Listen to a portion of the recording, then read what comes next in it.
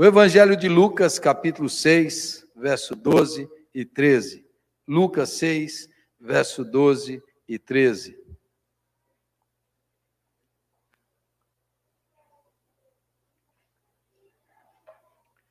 Diz assim a palavra do Senhor.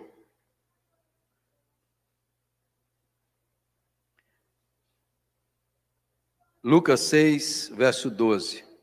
Naqueles dias, retirou-se para o monte, a fim de orar, e passou a noite orando a Deus. E quando amanheceu, chamou a si os seus discípulos, e escolheu 12 dentre eles, aos quais deu também o nome de apóstolos. Amém. Eu creio que todos nós precisamos de referências, inspiração, modelos e exemplos para a nossa vida de oração. Às vezes a gente está desanimado para orar, está cansado para orar, às vezes está em períodos de desânimo espiritual e nós precisamos recordar, relembrar de exemplos, de modelos que vão nos guiar. E na Bíblia há vários exemplos de homens de oração, de mulheres de oração. Mas o melhor exemplo, o melhor modelo para nós, o que nos inspira, o que me inspira, o que me instiga, o que me desafia, é o Senhor Jesus Cristo. Jesus é Deus encarnado, mas Jesus tem uma vida intensa de oração. Jesus ora, e ora muito, e ora sempre, e ora frequente, e ora constantemente. Se você olhar pela perspectiva comum, da maioria das vezes que a gente ora mais quando está numa situação difícil, ou ora mais numa situação problemática, a gente olha para Jesus e vê Jesus orando sempre. E nessa noite eu quero compartilhar para vocês os dois grandes eixos que motivavam Jesus a orar. As duas grandes motivações que levavam Jesus a orar, e eu quero compartilhar isso com você para te animar, para te incentivar, para te encorajar, para que você cultive também uma vida de oração. Olhe para a vida de Jesus e comece a orar, e orar mais frequentemente, e orar mais intensamente, mais intencionalmente. Por que Jesus orava? Primeiro, e há vários outros, mas eu quero destacar esses dois hoje aqui. Jesus orava para cultivar a intimidade com o Pai, para cultivar a amizade dele com o Pai. Jesus orava porque ele gostava de estar com Deus. Desde os 12 anos de idade, quando eles subiram para Jerusalém, para a festa da Páscoa, e Maria e José voltaram, e Jesus sumiu. E cadê o menino? E cadê o menino? E Maria e José perguntam a parentela, cadê o menino? Aí volta, Jesus não voltou, Jesus está lá no templo, e Maria e José, meu filho, estamos preocupados, você está aqui, e Jesus fala assim, em outra dimensão, né? Jesus, por que vocês estão preocupados? Vocês não sabiam que eu devia estar aqui na casa do meu pai? E aí ele está conversando com os teólogos, com os doutores da lei, está debatendo e está todo mundo impressionado com a sabedoria, com o conhecimento de Jesus. Jesus gostava. Vocês não sabiam que eu devia estar na casa do meu pai, que é o templo? Esse é o meu lugar de habitação, esse é o lugar do meu prazer, aos 12 anos de idade. Jesus gostava, Jesus tinha prazer de se relacionar com Deus. Porque Deus nos criou para ter intimidade com Ele. Deus criou você e a mim para termos um relacionamento, para desenvolvermos uma amizade com Ele. É isso que Deus nos criou. Lá no Gênesis não diz quando Deus criou Adão, diz que Deus vinha todo final da tarde tomar o café da tarde com Adão, bater um papo com Adão. E aí, Adão, como foi o dia? Que tanto você fez hoje? Que tanto você nomeou os nomes, a botânica, os animais, como foi? Deus veio tomou o café da tarde com Adão. Aí um dia o Adão não estava lá, o Adão sumiu. Aí Deus falou, desandou a coisa. Deus quer ter intimidade conosco, relacionamento conosco. Deus quer conhecer profundamente, e você sabe, eu e você, todos nós ansiamos por intimidade. A coisa que nós mais desejamos é ter intimidade, ter um relacionamento que nós podemos abrir-nos completamente, que o outro possa nos conhecer, nos aceitar e nos amar. Nós desejamos isso, Queremos um casamento que seja assim, haja uma intimidade plena, sem vergonha, sem medo, sem subterfúgios. Todos nós ansiamos de ter amizades assim. Mas, ainda que essa seja o maior anseio da alma humana, esse também é um dos maiores medos da humanidade. Nós temos medo da intimidade. Nós temos medo de sermos íntimos, dos outros nos conhecerem. Nós nos fechamos, nós bloqueamos. Quando alguém começa a atravessar muito a nossa intimidade, a gente bloqueia, porque a gente tem medo disso. Mas Deus nos criou para isso, para termos uma amizade íntima com Ele. E é isso que Jesus tem com o Pai. E é isso que Jesus nos ensina. É por isso que Jesus levanta de madrugada e fica a madrugada inteira conversando com o Pai. É por isso que Jesus sobe o monte e fica a noite toda conversando com o Pai. É por isso que Jesus vai para o deserto, porque Ele gosta da companhia do Pai. Quando você gosta da companhia de alguém, você está lá, você está presente, você está junto. E é isso que o Senhor faz, e aí é interessante que é lindo esse relacionamento, porque toda vez que Deus fala audivelmente sobre Jesus e fala publicamente, pelo menos 2 vezes, no batismo e depois na transfiguração, Deus fala assim: esse é o meu filho amado, em quem está todo o meu prazer, em quem eu me agrado, em quem está a minha alegria. E aí Jesus se dirige ao Pai e diz assim: a minha comida, a minha bebida, o que me dá prazer e sustento e alimento, é fazer a vontade do meu Pai, é agradar o Pai, é viver com o Pai. Então, a intimidade de Jesus com Deus Pai é uma coisa linda, maravilhosa. Agora presta atenção nisso. Eu vou ler para você, se você quiser abrir, a oração sacerdotal de Jesus, a oração extraordinária, João 17. João 17, eu vou ler do versículo 21 até o 26, eu vou ler na Nova Versão Transformadora.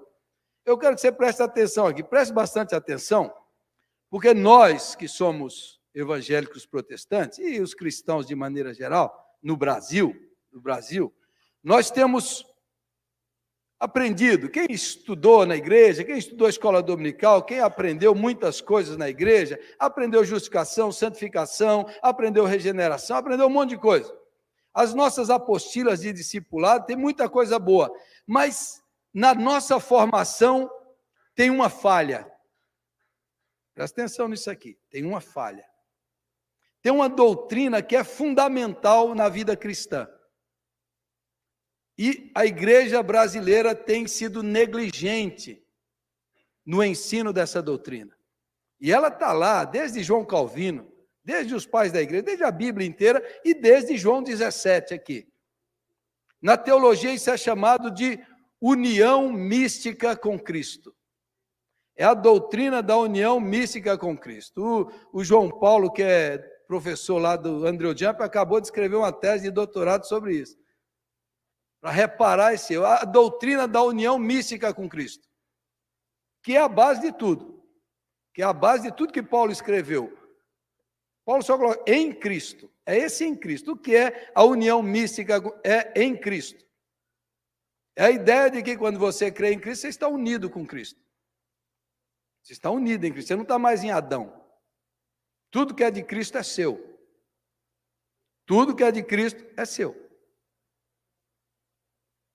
Então, presta atenção em João 17, no final da oração sacerdotal, veja o que Jesus orou a Deus. Presta atenção, no versículo 21. Minha oração é que todos eles sejam um, como nós somos um. Como tu estás em mim, Pai, e eu estou em ti, que eles estejam em nós, para que o mundo creia que tu me enviaste. Eu dei a eles a glória que tu me deste. Eu dei a eles a glória que tu me deste. Eu dei a eles a glória que tu me deste, para que sejam um, como nós somos um. Eu estou neles e tu estás em mim. Que eles experimentem unidade perfeita, para que todo mundo saiba que tu me enviaste e que os amas tanto quanto me amas. Presta atenção nisso aqui. Que o Senhor os ama tanto quanto me ama. Quanto me ama. O pai ama o filho. O prazer do pai está no filho. Que tu me amas tanto quanto me amas. Pai, quero que os que me deste estejam comigo onde estou. Então eles verão toda a glória que me deste, porque me amastes antes mesmo do princípio do mundo. Pai justo, o mundo não te conhece, mas eu te conheço. E esses discípulos sabem que tu me enviaste. Eu revelei teu nome a eles, teu nome, tua personalidade, teu ser. Eu revelei teu nome a eles, Abba, papai, e continuarei a fazê-lo. Então teu amor por mim estará neles e eu estarei neles. O que Jesus está orando aqui? O que ele veio fazer? Ele está orando para que a gente tenha consciência de que tudo aquilo que Deus deu para Jesus e tudo que Jesus fez, e tudo que Jesus operou e tudo que é de Jesus é nosso. Porque nós não estamos mais em Adão, nós não estamos mais no pecado, nós estamos em Cristo. Quando Deus falou para Jesus, todo o meu prazer está em ti. Deus olha para você hoje. Você não acredita que Deus olha para você hoje e diz assim, o meu prazer está em você. Você acredita, não? Você não acredita, né? Você vai olhar assim, não, eu sou pecador. Eu não presto, eu sou miserável. Eu estou debaixo da condenação. Deus olha para mim e para você, você está em Cristo. Toda a justiça de Cristo, todo o crédito de Cristo, toda a obediência completa da lei, toda a santidade da lei que Cristo fez, tudo aquilo foi imputado em você, sobre mim. Deus olha para mim, Deus olha para você e vê o Filho amado dele, porque nós estamos em Cristo Jesus. Aí você fala, eu tenho dificuldade de entender isso. Pois é, a gente não foi ensinado isso. Precisa ensinar, precisa resgatar essa doutrina. Nós estamos em Cristo, nós estamos assentados nos lugares celestiais em Cristo. Essa é a nossa nova identidade. Isso é quem nós somos justos, nós somos amados, nós somos eleitos, nós somos santificados, nós somos separados em Cristo. E aqui Jesus está orando para que eles saibam, Pai, que assim como eu estou em Ti, o Senhor está neles, e assim como a Trindade se abriu para nos acolher, para nos receber, para que você viva consciente. Na verdade, a gente tem que se tornar aquilo que a gente já é. O processo de santificação é para você se tornar, na vida prática, no dia a dia, na rotina, eu tenho que me tornar aquilo que eu já sou em Cristo. Esse é o processo de santificação.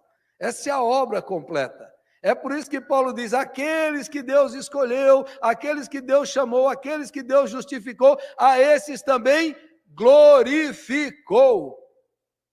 Aí você fala, mas a glorificação só vai acontecer quando eu morrer. É verdade, mas a luz do plano perfeito, da obra completa e redentiva de Jesus Cristo, é tão certa, que Paulo já coloca no passado. Louvado seja o nome do Senhor. Efésios capítulo 1, versículo 3. Decore esse versículo. Fale esse versículo para você. Quando você estiver desanimado, deprimido, cabisbaixo, quando você estiver de mal com a vida, quando você estiver cansado, igual eu, quando você estiver cansado, fale bem alto. Bendito seja o Deus e Pai de nosso Senhor Jesus Cristo, que nos tem abençoado com toda sorte de bênçãos espirituais em Cristo Jesus. Não é que Ele vai abençoar, Ele já abençoou. E Efésios 1,4 ele vai dizendo que bênçãos são essas. Você foi eleito, foi redimido, foi perdoado, foi justificado, foi selado, foi consagrado, foi batizado no Senhor. Isso é seu e é meu. A questão é que você não tem consciência disso e você não crê nessa verdade. A fé se apropria dessa verdade.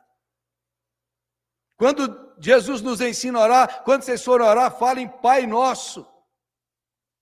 Pai Nosso, Abba, Pai. Por quê? Porque o mesmo nível de intimidade que Jesus tem está nele, dentro dele e ele em nós. O mesmo nível de intimidade que Jesus tem com o Pai, ele está dando para você. A casa é sua. Pode entrar. A mesa está posta. Você é bem-vindo. O Pai te espera.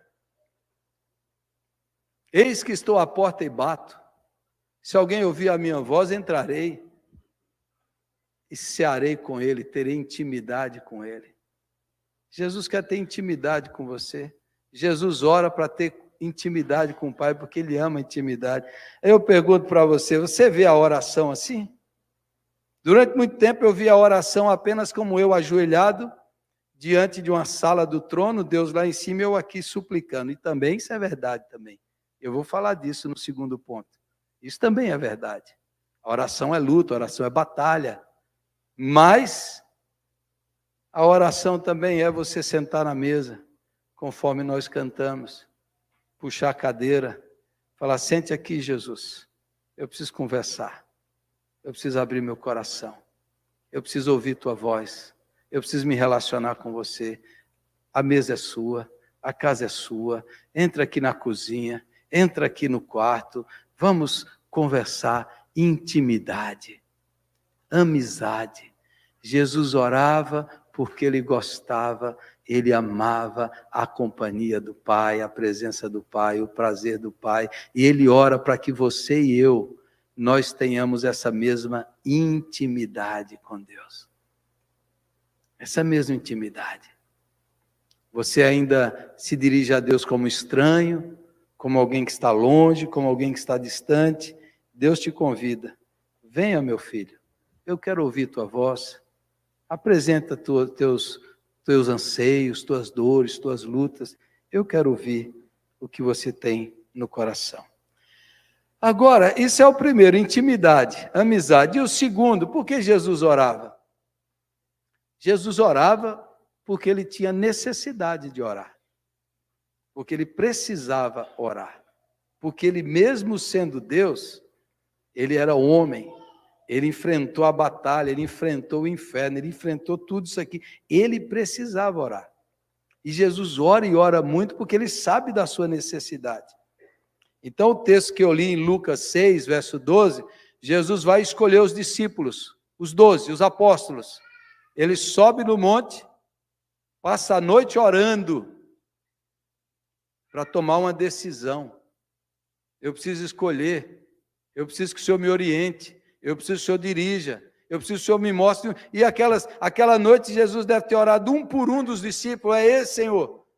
E orava por ele, confirma, Senhor, é esse? E Jesus ia orando e passou a noite. Quando amanheceu, aí Jesus escolhe os 12, são esses 12. Quando você vai tomar decisões, você busca a orientação de Deus? Quando você vai fazer escolhas importantes na sua vida, você ora? Tem uma frase que é atribuída a Martinho Lutero, que ele dizia assim, amanhã eu tenho tanta coisa para fazer, que eu vou ter que acordar 1 hora antes. Em vez de orar 2 horas, eu vou orar 3 horas. Porque eu vou precisar tanto de Deus nesse dia, que eu vou orar mais. O que acontece com a gente? Amanhã eu tenho tanta coisa para fazer, que não vai dar nem tempo de orar. Aí você só faz burrada. Só dá cabeçada. Não orou, não pediu sabedoria, não pediu discernimento. Não, eu tenho tanta demanda, eu tenho tantas decisões para tomar, eu estou no meio de tantas coisas. Eu vou tirar mais tempo para ouvir a voz de Deus, para ter a direção de Deus. Jesus tinha necessidade de fazer escolhas, tomar as decisões certas, fazer aquilo que Deus quer. Em Marcos capítulo 1, logo no início do ministério, Jesus passa um dia curando, pregando na sinagoga, ajudando pessoas, passa lá, fazendo isso, tudo. Aí ele vai dormir. Aí no outro dia, alta madrugada, o dia não tinha nascido ainda, de madrugada, de noite, Jesus sai, vai para um lugar deserto e fica orando. Aí os discípulos passam ali a madrugada toda, chegam e acham Jesus. Jesus está orando, sozinho, no deserto. Aí o Pedro diz: Senhor, está todo mundo te procurando. As multidões te procuram e você fica aqui perdendo tempo. Você está aqui sozinho, olha a demanda, olha o tanto de coisa para fazer, e você fica aqui perdendo tempo orando. Aí Jesus fala: olha, eu não vim só para essa cidade, é preciso ir para outros lugares. E ali Jesus é redirecionado para outras cidades e povoados. Você entendeu? Jesus vai lá, Jesus ora, Jesus abastece a alma, Jesus ouve a voz de Deus e ele ouve a direção. Agora precisa ir para outra cidade, ir para outro lugar. Se você entra na demanda, se você entra nos problemas, se você entra no estresse, precisa fazer e não ora, você desvia a rota, você fica esgotado, você fica estressado, nervoso, cansado, frustrado, você faz o que Deus não quer que você faça. Você vai buscar o que Deus quer que você não busque. Você vai se dedicar a coisas que não é o que Deus preparou para você. É a oração que redireciona, é a oração que renova, é a oração que recalibra a direção da nossa vida, é a oração. E Jesus sabe disso, e Ele faz isso sempre. Parou para pensar nisso? Eu quero ler um outro texto com vocês em Mateus capítulo 26. Mateus capítulo 26, abra a sua Bíblia lá. Veja Jesus no Getsêmani. Mateus 26, verso 36. Jesus está prestes a ser preso. Vai começar o grande sofrimento de Jesus. Vai começar. E antes, ele tem uma angústia, uma tristeza. Jesus sabe o que ele vai sofrer. Ele vai levar os pecados do mundo inteiro. O inferno vai vir contra Jesus. A mentira, a calúnia, a tortura física, a tortura emocional, a mentira. Como ele diz, a hora das trevas está chegando. Então, antes disso, Jesus enfrenta uma luta interior. Você já enfrentou uma luta assim? Uma angústia, um desânimo, uma tristeza de morte? Mateus 26, verso 36. Em seguida foi Jesus com eles a um lugar chamado Getsêmani e disse a seus discípulos: assentai-vos aqui enquanto eu vou ali orar. E levando consigo, deixou os discípulos lá e levou mais 3. E levando consigo a Pedro e os 2 filhos de Zebedeu, começou a entristecer-se e a angustiar-se. Jesus deixou eles e subiu e foi com os 3. Vamos ali comigo. Começou a ficar triste, angustiado. Então lhes disse: a minha alma está profundamente triste até a morte. Fica aqui e vigiai comigo. Quando você está triste, quando você está deprimido, quando você está angustiado, não fique sozinho e não deixe de orar. Jesus está enfrentando esse momento aqui. A minha alma está profundamente triste. Orem comigo, vigiem comigo. Jesus precisou dos seus amigos para orar com ele. Jesus chamou os seus irmãos: venham orar comigo. Os 3 mais íntimos estejam comigo nessa hora, porque vocês estão preparados para ver isso que eu vou passar agora. E Jesus leva os 3 com eles. Quando você está deprimido, você se isola. Você fala assim: não estou tendo força nem para orar. O que você tem que fazer? Se Jesus chamou os amigos para estar com ele, você já parou para pensar como é grande o nosso orgulho de enfrentar as batalhas dessa vida sozinhos? De enfrentar as angústias dessa vida sem ter um amigo, um irmão para orar com você?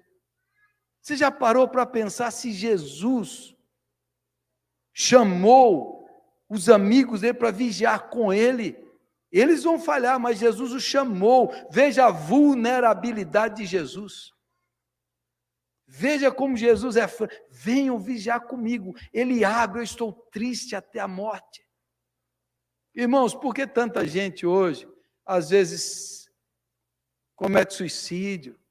Porque às vezes as pessoas entram numa depressão profunda e entram numa situação lá porque vai se isolando, porque não tem amigos de oração, parceiros de oração, porque deixa a oração. Há algum tempo atrás, Deus falou no meu coração: você não pede oração, isso é orgulho. Isso é orgulho. Então hoje eu venho aqui orar e eu acho maravilhoso. Fico cheio quando o irmão, quando a irmã ora por mim, ora pela minha esposa, ora pelos meus filhos. Eu saio revigorado. Se você não tiver alguém para orar por você, se você não pede oração, cuidado que esse é um caminho de morte. Esse é o caminho do orgulho, esse é o caminho das trevas. O Filho de Deus, na hora de angústia, ele abre o coração: estou angustiado. Orem comigo, vigiem comigo, estejam comigo. Não me deixem sozinho. Não me deixem sozinho. Porque tantas vezes a pessoa fica esgotada. Peça, irmãos, peça ajuda, peça oração, peça. Foi o que Jesus fez. E aí, ele fala isso, adiantando-se um pouco, prostrou-se sobre o seu rosto, orando e dizendo: meu Pai, se possível, passa de mim esse cálice, todavia não seja como eu quero, e sim como tu queres. Voltando para os discípulos, achou-os dormindo, e disse a Pedro: então, nem uma hora vocês puderam vigiar comigo? Vigiai e orai para não entrar em tentação. O espírito, na verdade, está pronto, mas a carne é fraca. Tornando a retirar-se, orou de novo, dizendo: meu Pai, se não é possível passar de mim esse cálice sem que eu beba, faça-se a tua vontade. E voltando, achou-os outra vez dormindo, porque os seus olhos estavam pesados. Deixando-os novamente, foi orar pela terceira vez, repetindo as mesmas palavras. Então voltou para os discípulos e lhes disse: ainda dormis e repousais? Eis que é chegada a hora e o Filho do Homem está sendo entregue nas mãos de pecadores. Aquele momento ali, irmãos, Jesus precisou de alguém para orar com ele. Necessidade. Irmãos, todos nós temos lutas, batalhas, angústias, desânimos. O Senhor fez a igreja, a comunidade, a unidade, para um apoiar, orar. A Bíblia diz: orem uns pelos outros para serem curados. A Bíblia diz que a sorte de Jó foi mudada quando ele orou pelos seus amigos. A oração, a intercessão. Então, eu falei aqui um dia desses aí de manhã, que se você quiser melhorar a sua vida, em todos os sentidos, você precisava arrumar 2 amigos de oração. 2 amigos de oração. Vocês orarem. Pode orar pelo telefone, pelo WhatsApp, pela internet. Você precisa pedir. Se você não tem, você pede para Deus. Pede para Deus. Você precisa que alguém ore por você. E você precisa orar por alguém.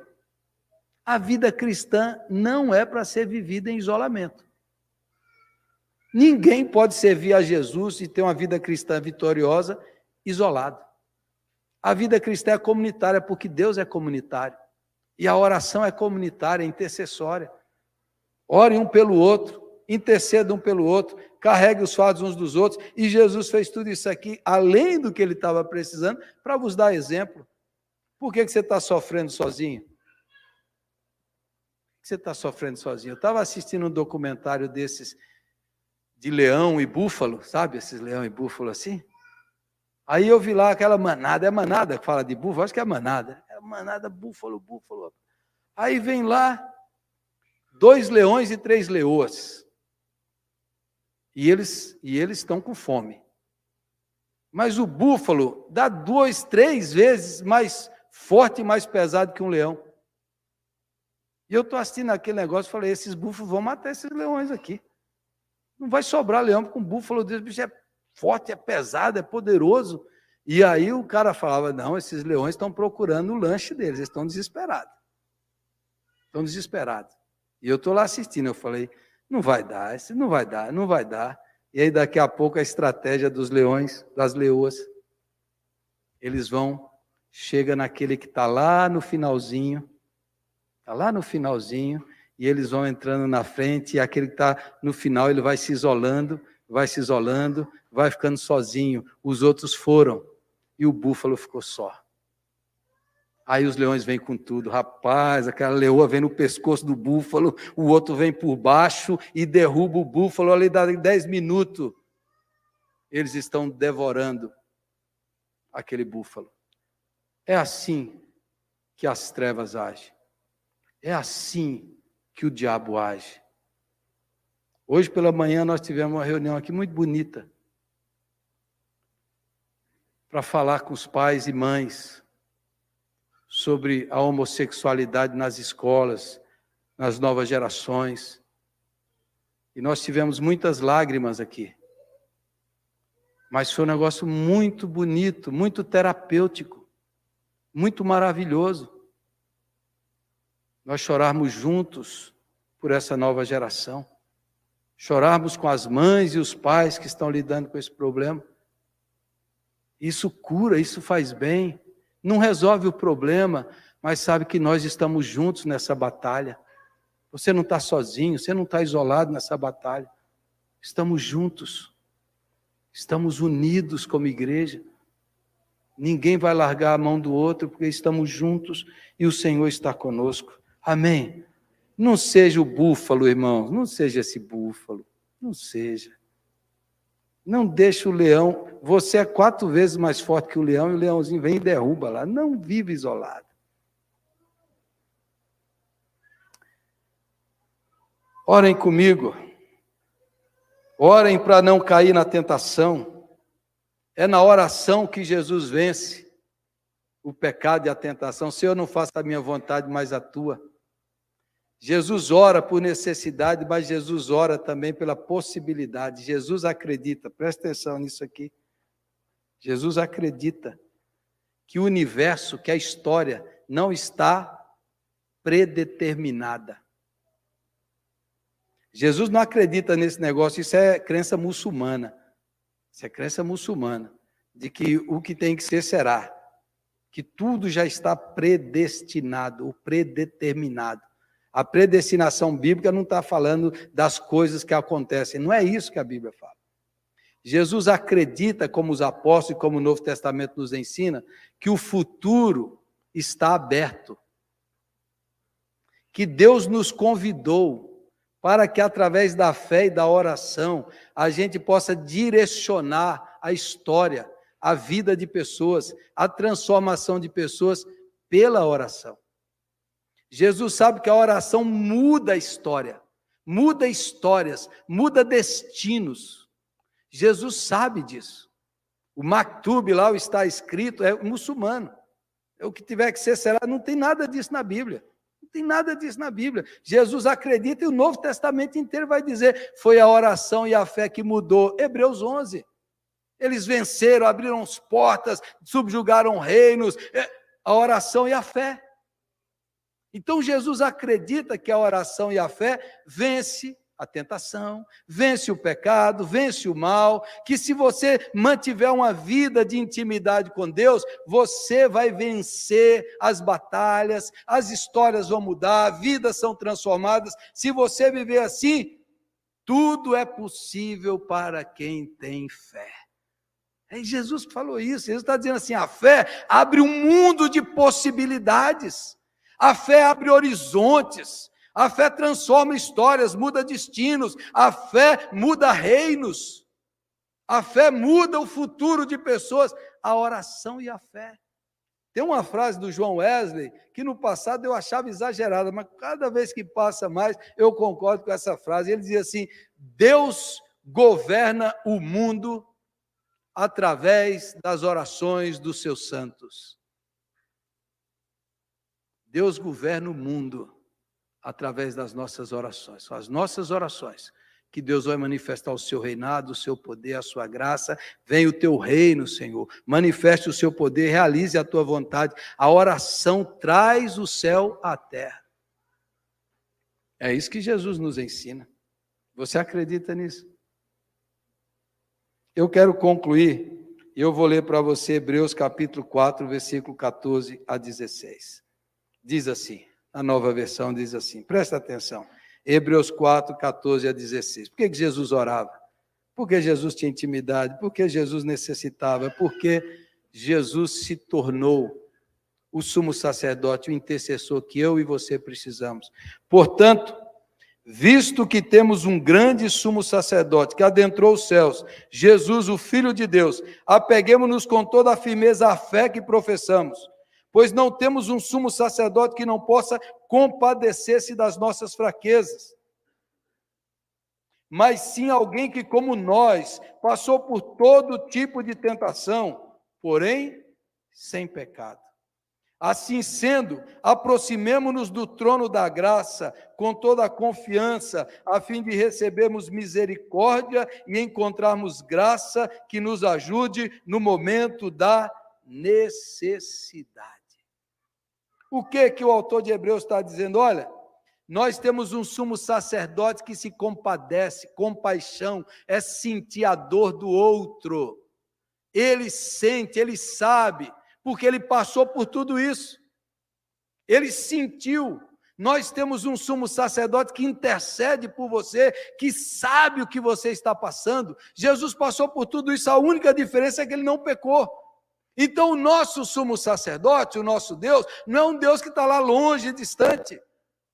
A mãe que chora pelo filho, Jesus chorou por Jerusalém, e diz assim, Jerusalém, Jerusalém, que matas os profetas e apedrejas os que te foram enviados. Quantas vezes eu quis reunir os teus filhinhos, como a galinha reúne os seus pintinhos debaixo das asas, mas vocês não quiseram. A mãe que chora pelo filho, o pai que chora pelo filho, alguém que foi rejeitado, traído, abandonado, acusado injustamente.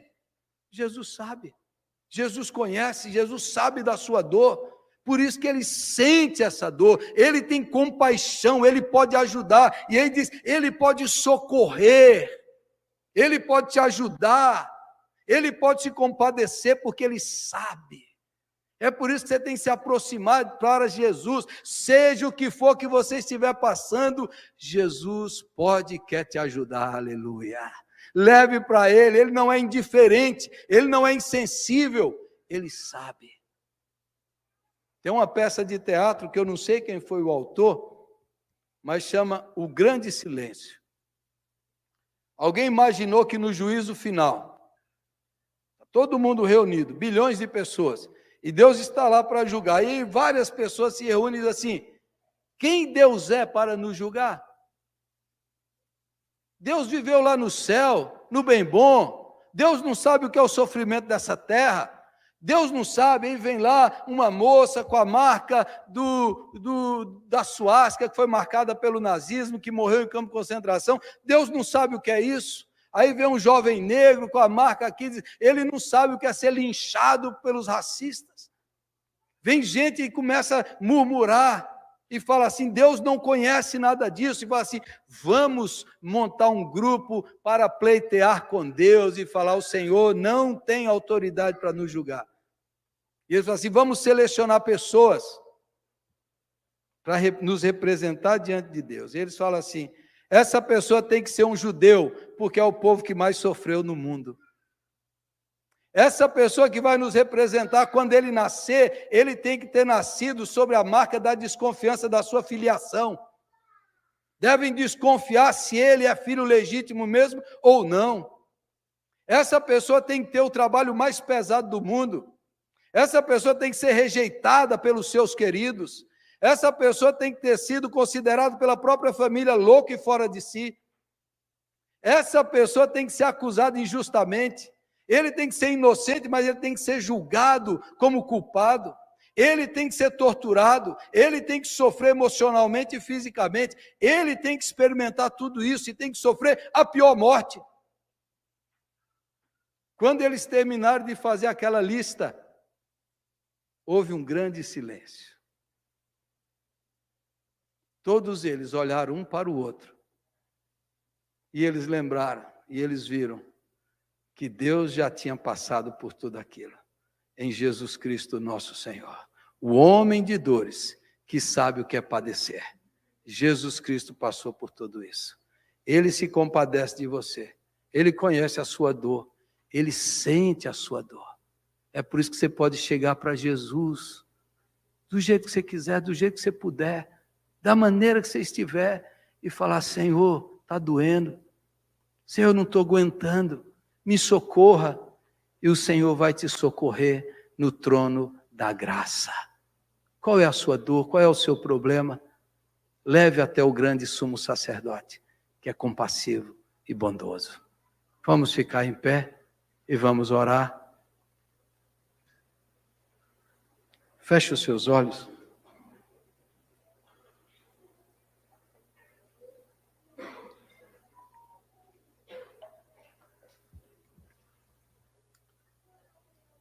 Não há dor humana que Jesus não conheça.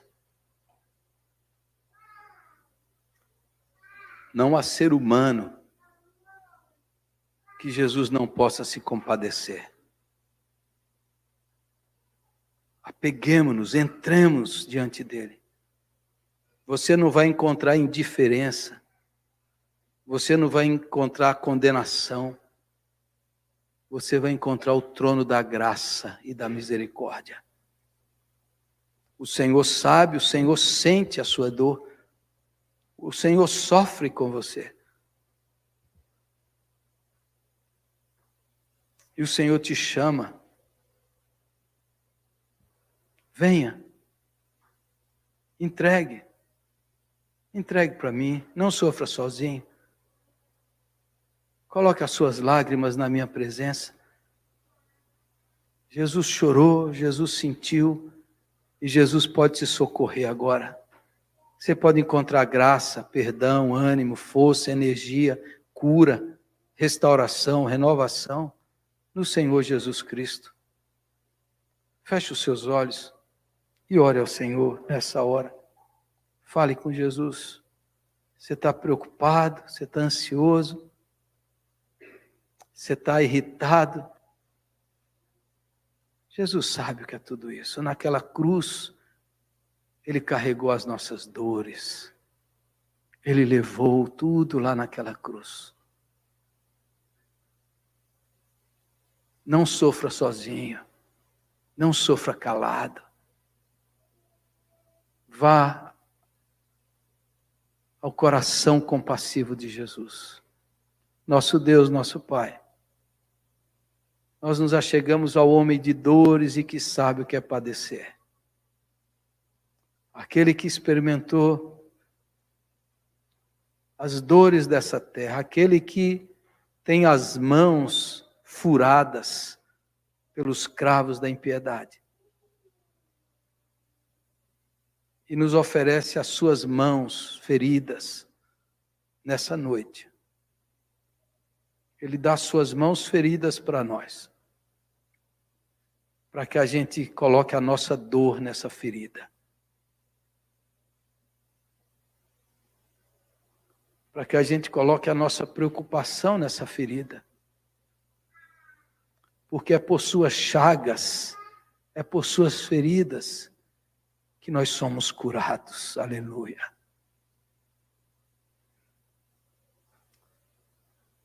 Ajuda-nos, Senhor, a te buscar em todos os momentos da vida, na alegria ou na tristeza. Que essa seja o anseio do nosso coração, a presença de Jesus. Que ao sairmos desse templo, Senhor, o Senhor possa entrar na nossa casa, sentar na mesa, entrar na cozinha, entrar no quarto, ministrar aos filhos, abraçar os parentes, que o Senhor possa ceiar conosco, que o Senhor possa estender a tua mão de bênção e de paz, para o nosso lar, para o nosso coração. Jesus bendito, nos aproximamos de Ti com essa confiança inabalável, que nós não vamos receber rejeição, nem indiferença, nem condenação, mas vamos receber o coração compassivo de Jesus, que diz: vem meu filho, vem minha filha, há lugar para você. Eu conheço você, eu sei o que você está passando, e eu estou com você, aleluia. Louvado seja o nome do Senhor, bendito seja o teu nome, Senhor, porque tudo que é de Cristo é nosso, toda glória, todo perdão, toda vitória, toda paz, toda autoridade, tudo que Jesus conquistou naquela cruz é nosso. Estamos unidos em Cristo Jesus. Estamos unidos em Cristo Jesus. E o prazer do Pai está em nós, como está no Filho. Agora, Senhor, ajuda-nos a termos e vivermos aquilo que já somos em Cristo. Ajuda-nos a desfrutarmos da Tua presença. Ajuda-nos, ó Deus, a ansiarmos para tomar café com Deus, para andar com Deus, caminhar com Deus, respirar Deus, porque nele vivemos, nos movemos e existimos, nele, Jesus Cristo, Senhor. Que seja assim, meu Pai, a nossa vida, a nossa experiência diária, que seja imersa na presença do Eterno, que seja imersa em Jesus Cristo. Que seja assim, meu Deus, que o Senhor socorra os abatidos, cure, restaure, renove, levante, fortaleça todos que precisam, meu Pai, da manifestação da Tua graça, nessa noite e nessa semana, em nome de Jesus. Fortaleça os nossos joelhos, fortaleça as nossas mãos e abre o nosso coração para Ti, Senhor, para a comunidade e para a Tua presença. Em nome de Jesus. Amém, amém, amém.